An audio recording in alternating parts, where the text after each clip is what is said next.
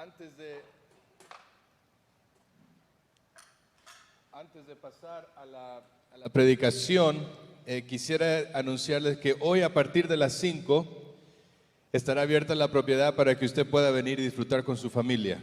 Piscina, canchas de fútbol, todo estará para su disposición a partir de las 5. Y me gustaría poder presentarles a una persona que ha sido amigo ya por años, ¿no? Hemos compartido el ministerio en México. Pepe ha sido misionero ya por varios años y ahora es pastor de una iglesia en México, ¿no? Uno de los ancianos allá, y estamos agradecidos porque él dispone de su tiempo para venir y apoyarnos acá a su segunda iglesia para lo que es todo el ministerio con los niños. Entonces, Pepe, permíteme orar por ti. Gracias. Y después te dejo para que compartas lo que Dios ha colocado en tu corazón. Gracias. Amado Dios, gracias, Señor, por la vida de Pepe. Gracias por todo lo que usted ha hecho a lo largo de tantos años de servicio. Y, Señor, en esta tarde queremos colocarlo en sus manos para que Él pueda ministrar su palabra con autoridad, Señor, que viene de usted. Que Él pueda hablar a la necesidad de nuestro corazón. En nombre de Cristo Jesús. Amén. Amén. Gracias, Gabriel. Muy buenas tardes. Muy buenas tardes. Yo pensé que me había quedado solo. Saben, es un placer, y no había comenzado a hablar, ¿verdad? Es un placer acompañarles de vuelta este año y agradezco la invitación. Junto con Selva estamos felices de la vida de estar acá una vez más, y pude toparme con dos hermanos esta mañana que me recordaron perfectamente. Me vieron y me dijeron Tarzán. Para los que estuvieron aquí el año pasado, recuerdan que les dije que mi esposa se llama Selva. Quizá lo repito para los que no estuvieron. Y ese es su nombre, Selva. Mi esposa es uruguaya. Y después de presentar a mi mujer, que se llama Selva, yo dije que si usted gusta, a mí puede llamarme Tarzán. Tarzán de la Selva. Así que no hay ningún problema por eso. Estamos contentos de acompañarles y dispuestos a servir al Señor en los próximos días, en lo que haya para hacer. A lo largo de esta semana, ustedes han estado leyendo la palabra ahí en Éxodo capítulo 31. Es correcto, ¿verdad? Porque si no, quiero que sepan que preparé otra predicación. Capítulo 31 al 35 del libro de Éxodo. Y realmente una porción sensacional, donde encontramos una frase que aparece ahí en la pantalla. Moisés está expresando esta frase que encontramos en la Biblia. Él fue un personaje relevante en el Antiguo Testamento, y él en un momento, en el capítulo 33, versículo 15, él dice: si tu presencia no ha de ir conmigo, no nos saques de aquí. Esto es lo que Moisés externó en un momento, platicando, hablando con la persona de Dios. Pero ¿sabe algo? Esta frase no toma relevancia si no la colocamos dentro de su contexto. Y la pregunta que tendríamos que hacernos es: ¿qué fue lo que pasó que le llevó a Moisés a expresar esto? Si tu presencia no ha de ir conmigo, no nos saques de aquí. ¿Sabe algo? Podemos resumirlo en una sola frase. Avanzamos, por favor. Cuando lo perdemos todo. La historia de la que vamos a hablar el día de hoy, en esta tarde, tiene que ver con esta sola idea. Cuando lo perdemos todo. ¿Y sabe algo? Estamos haciendo énfasis que cuando Dios no está presente, podemos tener muchas cosas, pero en verdad lo hemos perdido todo.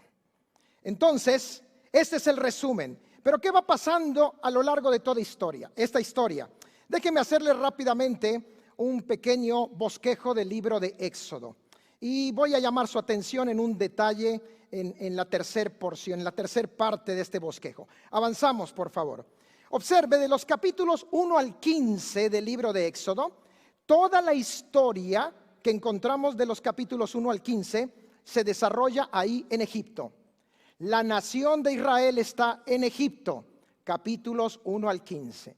Todo lo que está pasando, Moisés, la zarza, Dios le llama a Moisés, le envía a Egipto, las 10 plagas, la liberación, la primer Pascua, capítulo 12 de Éxodo, todo está ocurriendo ahí en Egipto. Avanzamos, por favor.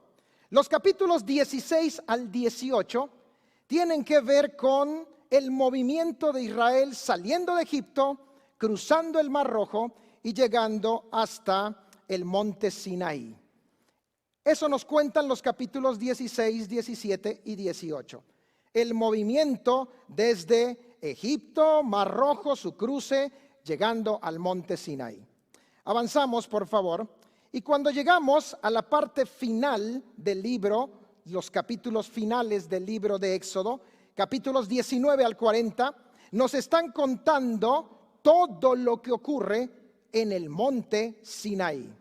Todo lo que está pasando en el monte Sinaí. Sin embargo, déjeme decirle un pequeño detalle. La jornada para Israel no terminaba en el Sinaí.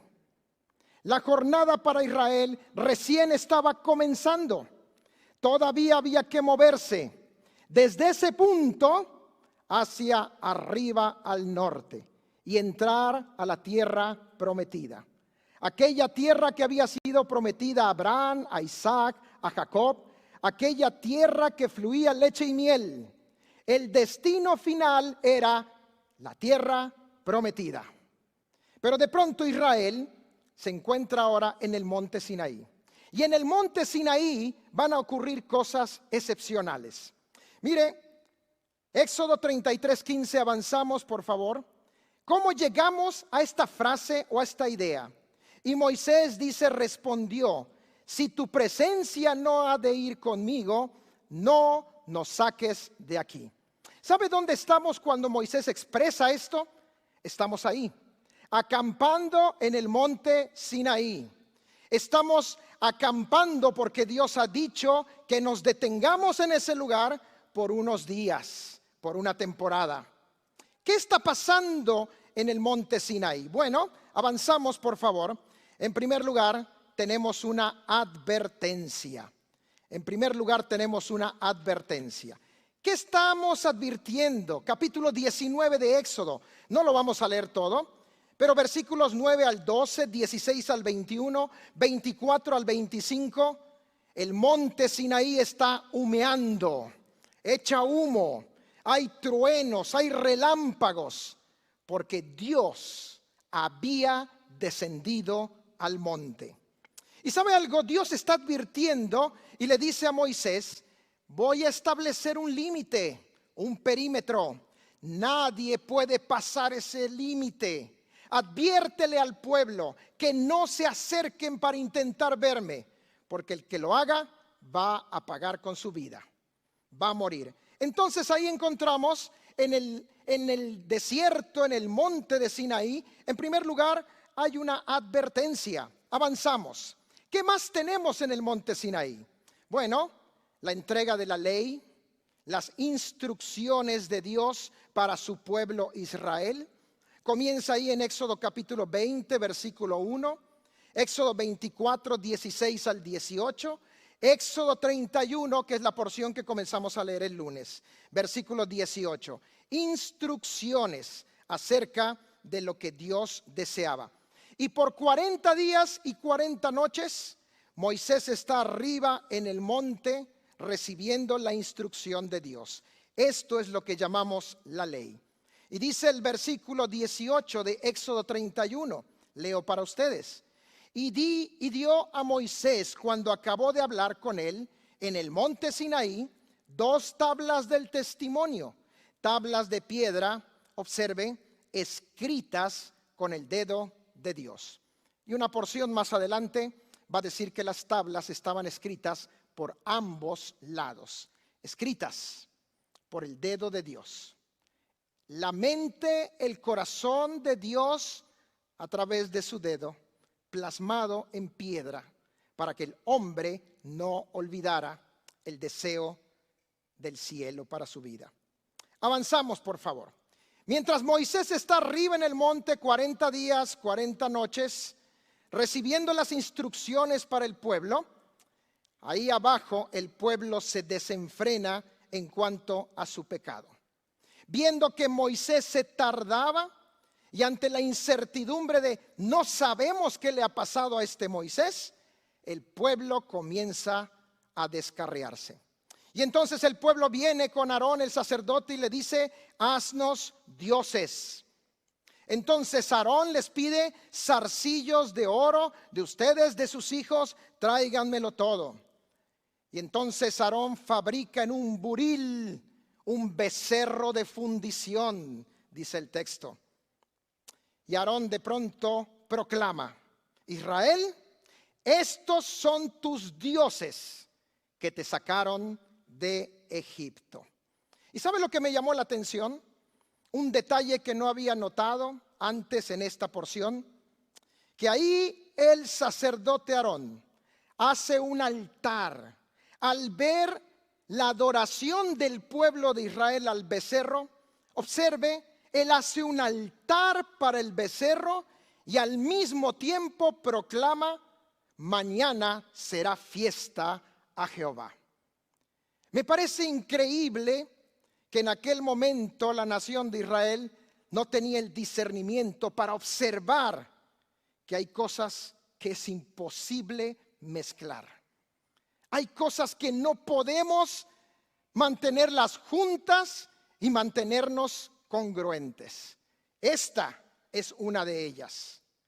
Un becerro de oro, Israel volcado a la adoración.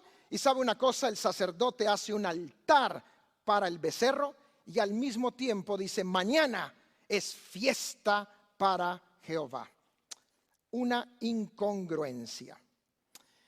Dice después el texto ahí que madrugaron al día siguiente, sacrificaron holocaustos, ofrendaron para el becerro, celebraron, se regocijaron por su ídolo.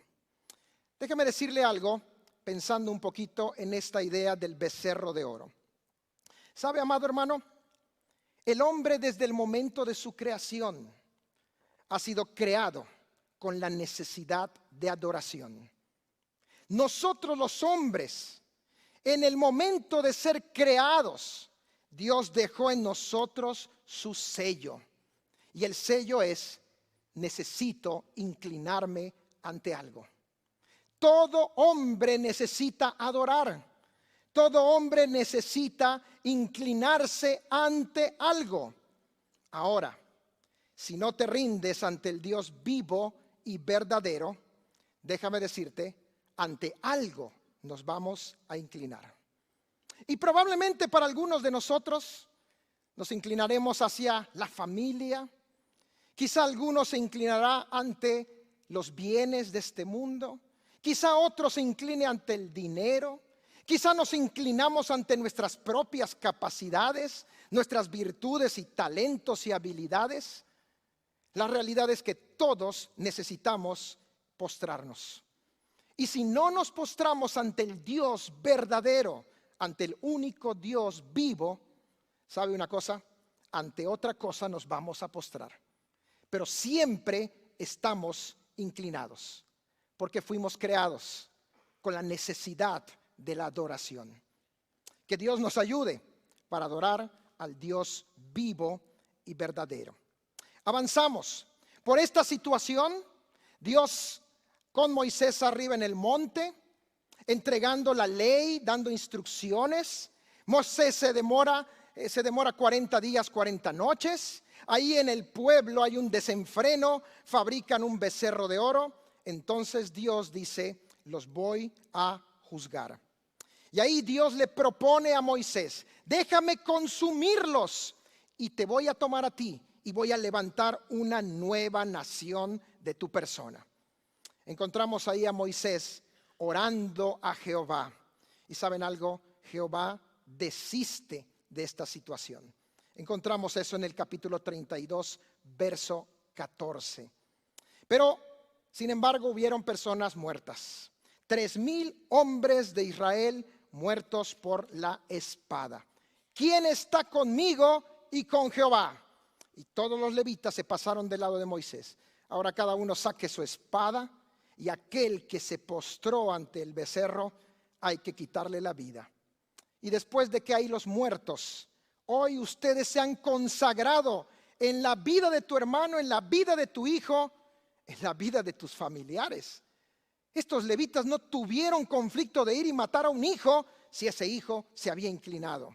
No tuvieron conflicto de quitarle la vida a una persona cercana como parte del juicio y de la purificación por la idolatría. Tenemos entonces el juicio de Dios. Pero no termina ahí la historia. Avanzamos, por favor. Cuando llegamos a Éxodo capítulo 32, versículos 30 al 35. Éxodo capítulo 33, versículos 1 al 4. Aquí tenemos ahora la bendición perdida. La bendición que se ha perdido. Y déjeme decirle un resumen de esto que pasa. Mire, voy a leer el capítulo 32, versículo 34. Ve pues ahora, lleva a este pueblo a donde te he dicho. Dios está hablando. He aquí mi ángel irá delante de ti, pero en aquel día del castigo yo castigaré en ellos su pecado. Y Jehová hirió al pueblo porque habían hecho el becerro que formó Aarón. Pero mire conmigo el versículo 2 y versículo 3 del capítulo 33. Y voy a leer desde el 1. Jehová dijo a Moisés: anda, sube de aquí, tú y el pueblo que sacaste de la tierra de Egipto, a la tierra de la cual juré a Abraham, Isaac y Jacob, diciendo: a tu descendencia la daré. Y yo enviaré delante de ti el ángel, y echaré fuera al cananeo y al amorreo, al eteo, al fereceo, al heveo y al jebuseo, a la tierra que fluye leche y miel. Observe cómo sigue. Pero yo no subiré en medio de ti.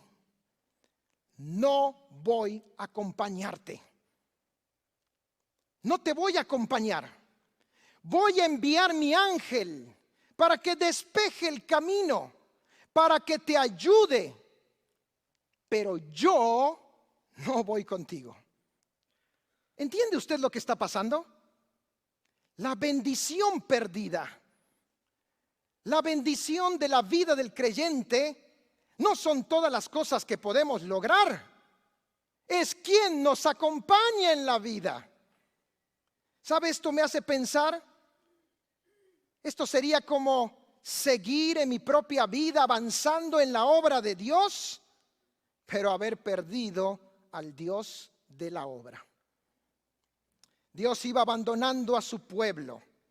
Su obrar les iba a acompañar, porque les iba a ayudar a despejar el camino hacia la tierra que fluye leche y miel. Pero no iba su presencia. No iba su presencia. Aquí es entonces, cada creyente,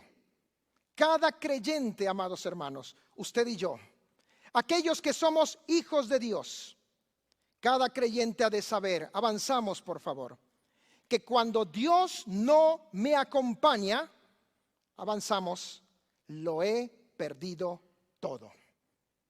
Cuando Dios no me acompaña, ¿sabe algo, amado hermano? Lo hemos perdido todo. No importa lo demás.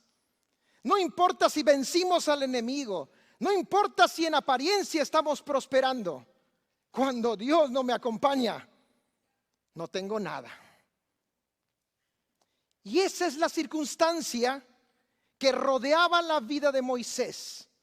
Cuando Moisés entonces exclamó: si tu presencia no ha de ir conmigo, no me muevo de aquí. Moisés entendía perfectamente la ecuación. Moisés entendía perfectamente la fórmula. La clave no eran los enemigos, no era la tierra, no era la dirección del lugar, era Dios, era su persona. ¿Qué perdemos cuando perdemos su presencia? En el resto del tiempo que nos queda, déjeme compartir con ustedes 4 ideas. de aquello que usted y yo perdemos cuando Dios no nos acompaña más. La primera de ellas, avanzamos por favor. Perdemos su declaración. En el capítulo 33, versículo 12, miren lo que dice la palabra. Y dijo Moisés a Jehová, mira, tú me dices a mí, saca este pueblo, y tú no me has declarado a quién enviarás conmigo.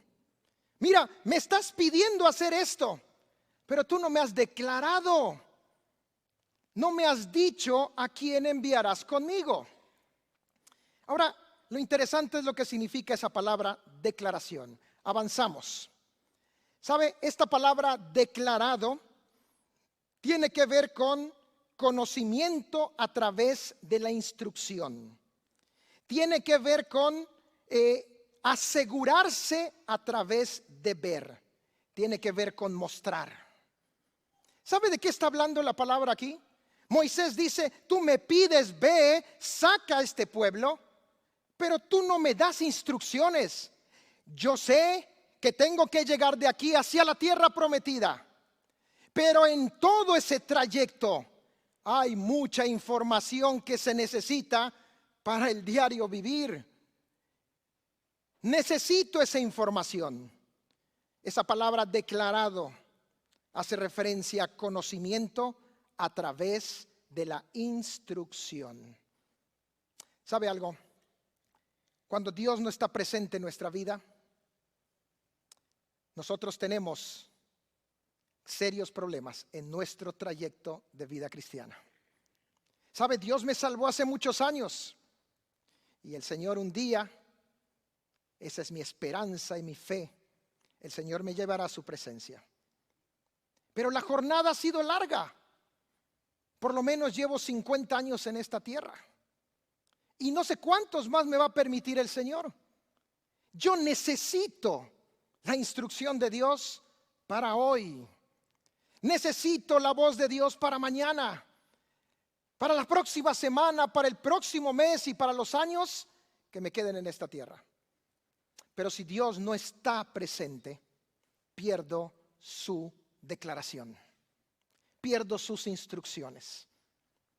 Ellos estaban, recordemos, en el monte Sinaí y el destino final era la tierra prometida. Me dices que yo haga esto, pero no me has declarado quién irá conmigo. No solamente perdemos su declaración, en segundo lugar, perdemos su dirección. Su dirección. Dice el versículo 13 del capítulo 33. Ahora pues, si he hallado gracia en tus ojos, te ruego que me muestres ahora tu camino para que te conozca. Hasta ahí voy a leer. Si he hallado gracia, te ruego que me muestres ahora tu camino. ¿De qué habla esta palabra camino? ¿A qué hace referencia esta palabra? ¿Sabe que la idea es como pisado? Es como caminar en la arena donde va quedando una huella que es fácil seguir. ¿Sabe lo que Moisés está diciendo? Necesito saber cuál es la dirección de la vida. En una forma figurativa, esto hace referencia al curso de la vida. Hoy encontramos personas que, conociendo a Cristo como su Salvador personal, están extraviados. Estamos transitando el curso de la vida, pero muchas veces estamos extraviados. Y necesitamos ver las marcas, como pisar el camino, para poder encontrar nuevamente nuestra ruta, para encontrar nuevamente nuestro norte. ¿Sabe? La palabra de Dios ayuda para eso. Ahora pues, si he hallado gracia en tus ojos, te ruego que me muestres ahora tu camino. Perdemos, en primer lugar, Si no tenemos su presencia, su declaración, perdemos su dirección. En tercer lugar, perdemos su descanso. Dice el versículo 14 del capítulo 33. Y él dijo: mi presencia irá contigo y te daré descanso. Mi presencia irá contigo y te daré descanso. ¿Sabe algo interesante? Esta palabra descanso significa descanso. Sorprendente, ¿verdad? Es reposo. Pero ¿sabe lo que es muy interesante? La palabra hebrea es la palabra Noé. Es la palabra del patriarca, del nombre del patriarca. Esa es la palabra que se traduce descanso en el texto y que significa reposo. Cuando perdemos el descanso, perdemos la paz. ¿Y sabe algo? Entramos en ansiedad. Y si hay algo que a mí me queda súper claro en nuestra época que nos toca vivir, es que nuestra mente y nuestro corazón van más rápido que la vida. ¿Es así o no es así? Nuestra mente y corazón están acelerados y vamos más rápido que la vida. Hace un tiempo atrás platicaba con alguien de mi familia y estaban preocupados por la universidad de sus dos hijas y haciendo planes para la universidad. Pero las niñas tenían 3 y 5 años. Faltaba muchos años para llegar a la universidad. No sabemos si vamos a estar en esta tierra cuando llegue ese momento. No sabemos los planes del Señor. Pero de pronto entramos en esa desesperación ansiosa donde la mente y el corazón van más rápido que la vida. Y no estamos preocupados por el día de mañana, estamos preocupados por años adelante. ¿Sabe algo? Cuando nos acercamos al Señor, hay quietud, hay calma. La velocidad no es congruente con la relación con el Señor. ¿Recuerda usted cuando Moisés pidió ver la gloria de Dios? Un temblor, un viento que rompía todo. ¿Y dónde estaba el Señor? En un silbo apacible. Cuando nosotros tenemos la presencia de Dios, tenemos descanso. ¿Qué perdemos cuando perdemos su presencia? Perdemos su declaración. Ya no hay más instrucciones. Perdemos su dirección. Terminaremos extraviados. Perdemos su descanso. Pero en cuarto y último lugar, perdemos su distinción. Dice el texto, capítulo 33, verso 16. ¿Y en qué se conocerá aquí? ¿En qué se voy a entender? ¿Y en qué se conocerá aquí que he hallado gracia en tus ojos, yo y tu pueblo, sino en que tú andes con nosotros? ¿Cómo vamos a saber que tuvimos de tu gracia? Le dice Moisés a Dios. Vamos a entender que tenemos de tu gracia en que tú estés presente, en que tú andes con nosotros. Y observe, y que yo y tu pueblo seamos apartados de todos los pueblos que están sobre la faz de la tierra. Que seamos apartados. ¿Sabe lo que significa esa palabra apartados en el texto? Distinguido. No habla de apartados en el sentido de santidad, que seamos apartados de la maldad y del pecado, que ese es el concepto de santidad. Habla de distinción. Está hablando de ser diferente.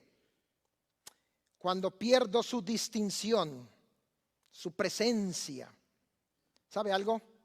Llego a ser uno más del montón. ¿Sabe lo que me hace especial? La presencia de Dios en mi vida. La presencia de Dios acompañándonos. Eso nos hace diferentes. Eso nos hace su pueblo. Israel no alcanzó en muchas oportunidades a entender ese concepto. ¿Por qué ganaban las victorias? ¿Por qué los muros caían simplemente con marchar alrededor? No son cosas lógicas. Porque un ejército que viene con millones puede ser destruido sin mover la espada. ¿Por qué? Por la presencia de Dios. Porque Dios marca la diferencia. Porque la distinción en la vida no es la habilidad, no son mis dones, ni siquiera ni mis talentos, ni mis habilidades. La distinción en la vida es Dios. Saben, amados, somos llamados a ser distintos. Y Moisés lo expresó. Y que yo y tu pueblo seamos apartados de todos los pueblos que están sobre la faz de la tierra. Tu presencia marca la diferencia. Tu presencia nos hace distintos al resto de la humanidad. Avanzamos. 4 grandes pérdidas. Me quedan 5 segundos para los 30 minutos. 4 grandes pérdidas. Si Él no está con nosotros, perdemos su declaración, perdemos su dirección, perdemos su descanso, perdemos nuestra distinción. Amados, que el Señor nos acompañe siempre, porque necesitamos su presencia. Necesitamos la comunión con Él todos los días de nuestra vida. Vamos a ponernos de pie, vamos a orar.